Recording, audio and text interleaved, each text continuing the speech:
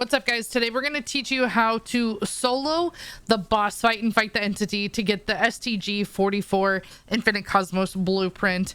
Now, before we even get started, if you cannot see this portal, it means you haven't done the Easter eggs to open it up. Be sure to check out my other videos for the guides on how to do that.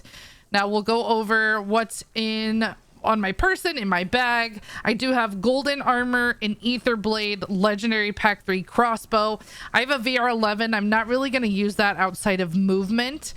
I have an extra legendary tool that I got while doing contracts. I have a total of 5 self-revives, a disciple bottle, my elder sigil, and then I'm going to use both decoys, Casimirs, and it's so important to bring in inhibitors before you even go in, because you're going to use those to grab the R4D detector right away. So we're not going to do any contracts.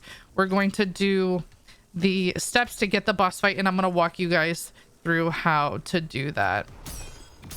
Now, a little trick in case you didn't know: once you spend your elder sigil, you can drop your self-revive, stow it, and that's going to give me an extra self-revive when it transports me into the dark ether.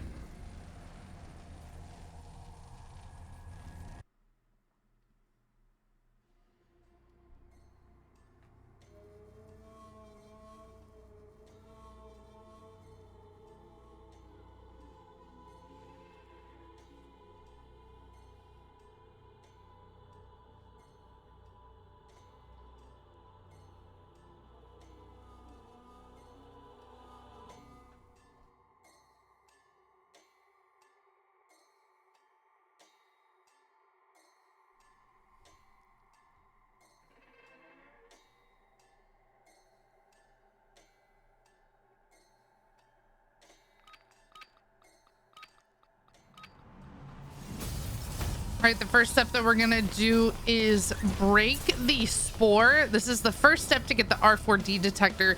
You're just going to drop straight down in between these two buildings. I already have my inhibitors equipped, so I'm gonna throw them right here. You do have to break this spore to get that started. You don't have to pick up the detector, just have to break the spore. So now that we got that, I'm going to swap to my VR11. I really love it for movement. There are a ton of zombies. Holy Lanta. Let me use my self-revive right here. I'm going to call in my disciple bottle. I'm going to equip my decoys. And what I like to do is when I get to this corner, I like to throw a decoy in the opposite direction that I'm running. So many times people comment, "Oh, my game has zombies." Oh yeah, so does mine. But I throw a decoy to buy me some time. Now this route is going to be the same every single time. I have helped other people get the STG44 Blueprint so many times that I have that route memorized, so I don't need to scan the arrows. The biggest trouble that I see while working on that is sometimes when I get into the middle, there will be a mimic on me that will kind of pick me up and toss me out of the path that I'm on. All you have to do is kind of go back to that area, and then you can resume your route. Now, if you're resuming your route and you're still not getting the skull, I always start from the beginning of the maze, and then I haven't had any problems with that. I'm gonna throw a decoy. Now, if you have a scorcher, you can scorcher up to the second floor. I didn't think I need it. It's kind of a waste, but we're gonna run up these stairs. You see it's second right there. We're gonna hop down here. I like throwing the decoy before I get in the stairwell too, because if you get stuck inside that stairwell, it is a pain. It is an absolute pain to get out. So you definitely have to be really careful. And once you come out these doors, we're going to head exactly west, and this is going to take us right in front of the C3 building that we need to go to fight the key holder. So these steps are super simple. Honestly, the hardest part about doing all of this, so ammo cache right there, is opening up this dark ether. It can be a little challenging as it does require other items from the previous dark ethers. So if you don't have those done, that's what makes this the most difficult. All right, so we got the key holder. So he spawned on the ground. I'm gonna throw another decoy because I want the zombies off me while I try to fight this buddy. A lot of people don't use the crossbow because they think it's so slow, but if you hold down your shoot button and your reload button. So for me, I use mouse and keyboard. You can fire it so fast. So we got the key. That's actually the last piece that we need before we go in. This is where the escort ends. I'm going to use this to take the launch pads up. There's 1, 2. We're going to climb up the 3rd. And then once you get to this dump truck, climb up here, and this will give you a super launch pad to get to the top of the building. Now, again, if you have a scorcher, then that's fine. You can absolutely scorcher. I just like the VR for the movement through that maze. I think it's really helped me out a lot. Okay, we're gonna open the door. Nothing here. Okay. All right, here we go into the boss fight. I'm gonna drop my VR11 because I don't need it. Now I have a jug equipped, but I'm not using it. So many people I see are using jugs, and honestly, it takes way too much time. So really, we're just going to focus on her and her orbs. Watching the zombies kind of behind me. I like to hit her shoulder orbs first because sometimes those can be a tough angle to get.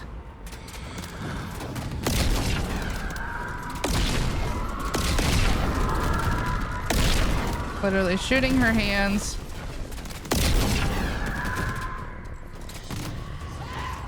There we go. So I like the crossbow because the crossbow is going to do damage to... When you hit the orbs, the bolt is going to do the damage, but then it also has the Blastcap bolts, and those are going to help you as well. I'm gonna throw a decoy to get those zombies off me.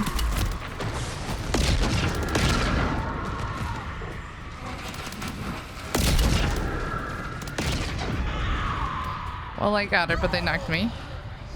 Now, one of my biggest tips right there. Now, let's say you're not able to get her orbs like cleared before she does that attack. What I would go ahead and do is jump off the island. You have plenty of time, so you don't even have to worry about that. Just jump off the island and you'll be okay. And you can just reset it, put you back in the air.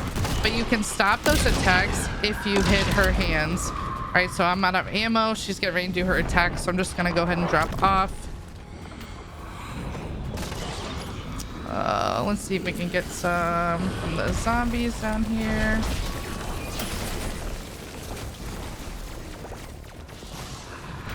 Oh, she's leaving.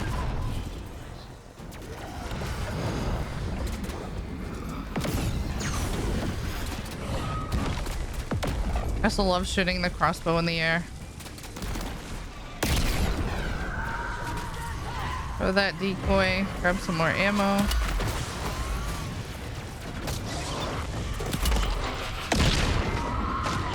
She's getting ready to attack, so I'm gonna go ahead and jump off. And just reset. That's all you have to do.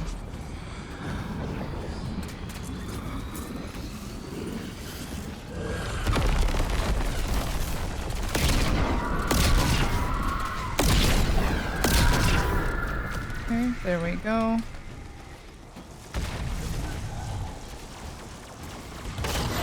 I'm gonna go ahead and go this way so I can stop by this ammo cache, and that way I can shoot her in the air.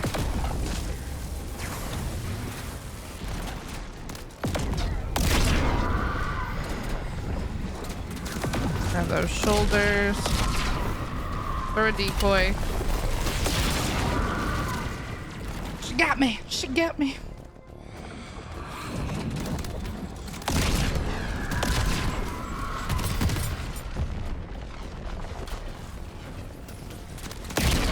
There we go. So we got that one. I'm gonna pull my chute here, and now wherever she teleports, I can just go to. I like shooting her orbs in the air. It feels pretty cool. Just make sure you pull your chute. I have face planted a few times.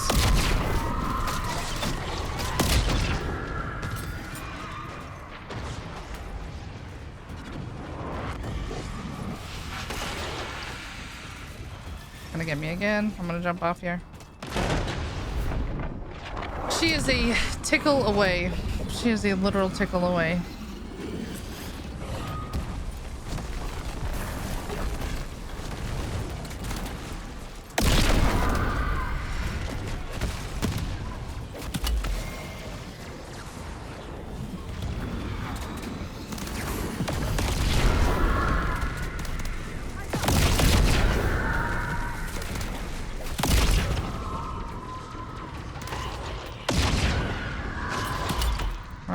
There you go. And that's how you defeat the entity.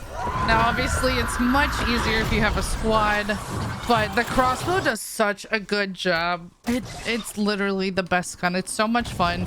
If you and your entire teammates have it, then you'll fly through it. The fastest my squad has done it is under a minute from the time that her orbs have spawned in to when she's died. So this boss fight really isn't as bad as people think it is. You can do it. There's the STG44, the Infinite Cosmos Blueprint. Now, if you're wondering how to get the crossbow, the easiest way is to have someone drop it to you, and then you can just exfil in zombies. You can loot it. People do raid weapon contracts to find the weapon stash. You can do it that way. Or if you want to unlock it in multiplayer, you need 50 long shots with a marksman rifle. So I would load up hardcore and get those knocked out pretty quickly. So yeah, if you guys have any questions, just let me know in the comments below. This is a fun run, and didn't even use my gas meters. 2 self revives left, but you got it. Good luck.